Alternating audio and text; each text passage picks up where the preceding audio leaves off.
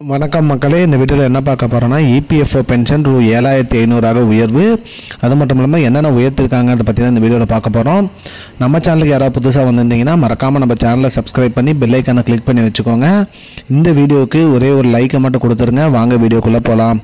பொதுவாக வந்து பார்த்திங்கன்னா இபிஎஃப்ஓவில் வந்து என்ன சொல்லியிருக்காங்கன்னு பார்த்தீங்கன்னா அதாவது பார்த்திங்கன்னா பென்ஷனில் வந்து பார்த்திங்கன்னா உயர்த்திருக்காங்க. அதாவது பார்த்திங்கன்னா கடந்த 2014ஆம் ஆண்டு முதல் தற்போது வரை வந்து பார்த்திங்கன்னா பென்ஷன் தொகை வந்து பார்த்திங்கன்னா ரூ 1000 தான் வழங்கிட்டு வந்தாங்க. அனைத்து ரிட்டையரான இபிஎஃப்ஓ உறுப்பினர்கள் அனைவருக்குமே இந்த பென்ஷன் தொகையை வந்து பார்த்திங்கன்னா 1000லேருந்து வந்து பார்த்திங்கன்னா 7500 உயர்த்தி கொடுக்கணும் அப்படிங்கிற மாதிரி மத்திய அரசில் நிறைய கோரிக்கை வச்சுருந்தாங்க.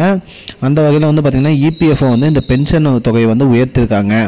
அது மட்டும் இல்லாமல் இதனால் என்னென்ன பயன்கள்லாம் அடைஞ்சிருக்காங்க, அதனால் யார் யாருக்கெல்லாம் பயன் அப்படின்னு பார்த்தீங்கன்னா இந்த இபிஎஃப்ஓ பென்ஷன் உயர்வுனால வந்து பார்த்திங்கன்னா 7500 வழங்கப்படுகிறது. அது மட்டும் இல்லாமல் டிஏ வழங்குறாங்க. அதாவது பார்த்திங்கன்னா டிஎன்எஸ் அலவன்ஸ், அது அந்த அமௌண்ட்டு டிஏ அமௌண்ட்டும் கூட வரும் அப்படிங்கிற மாதிரி சொல்லியிருக்காங்க. அது மட்டும் இல்லாமல் இதனால் வந்து பார்த்திங்கன்னா ஒரு 70 லட்சத்துக்கு மேலே பயனாளிகள் பெறுவாங்க அப்படிங்கிற மாதிரி சொல்லியிருக்காங்க. சர்வீஸ் அடிப்படையின் பெயரில் வந்து பார்த்திங்கன்னா பென்ஷன் தொகை வழங்கப்படுங்கிற மாதிரி சொல்லியிருக்காங்க. அனைவருக்குமே 7500 வழங்கப்படாது.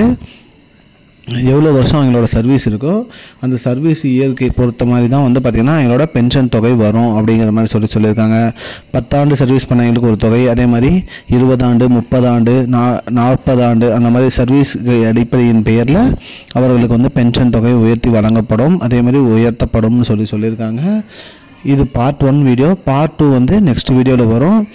இதுதான் மக்களே இப்போதைக்கு வந்த முக்கியமான பயனுள்ள தகவல். இது போன்ற பயனுள்ள தகவலை தெரிஞ்சுக்கொள்ள நம்முடைய சேனலை மறக்காமல் சப்ஸ்கிரைப் பண்ணி வச்சுக்கோங்க.